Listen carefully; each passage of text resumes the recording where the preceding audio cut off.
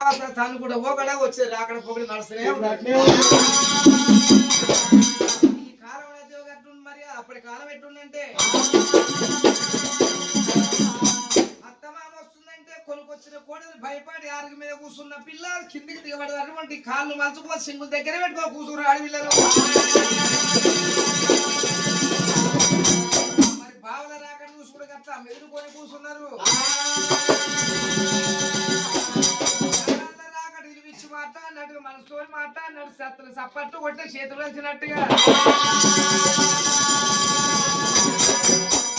మనసు నచ్చముచ్చాను చేతులు కట్టు కట్టిన సప్పట్లు కొట్టినట్టు గట్ట మెదులుకున్న ఆడోళ్ళు కాలం ఏముంది ఒక ఏళ్ళకి ఈ రకంగా జరుగుతుంది మోగోని కాడు ఇలువ లేకుండా అయిపోయింది అయినా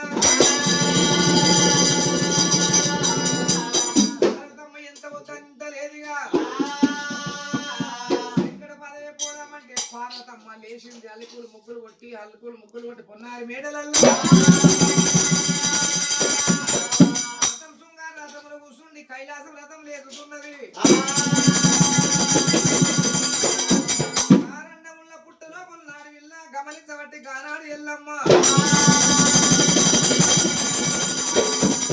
ఏమరా ఎన్నాళ్ళు పుట్టలు ఉండాలి పుట్టినాడు పూర్వం లేదు పెళ్ళాడు పెళ్లి లేదు సాది సవరించేవారు అటువంటి కనుక ఒకవేళ నువ్వు సాది సవరించే వాళ్ళు శంకరుడే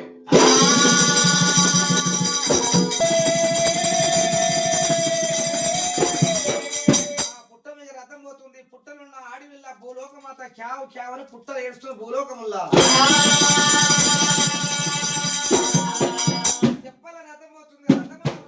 పార్వతమ్మకు చెవుల ముత్యాలు చల్లినట్టు దనిపడుతుంది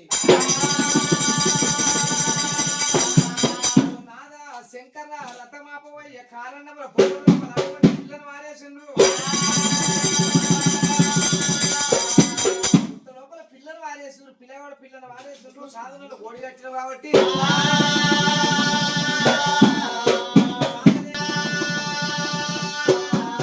వద్దంటే పార్వతమ్మ అటువంటి నడుల కొంగు కట్టుకుని ఏమంటావు రథం మీదికి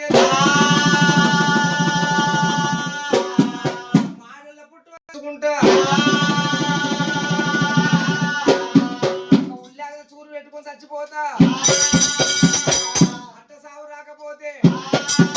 కుమ్మరోళ్ళ ఇంటికి పోతా ఒక కుండ గురికి తెస్తా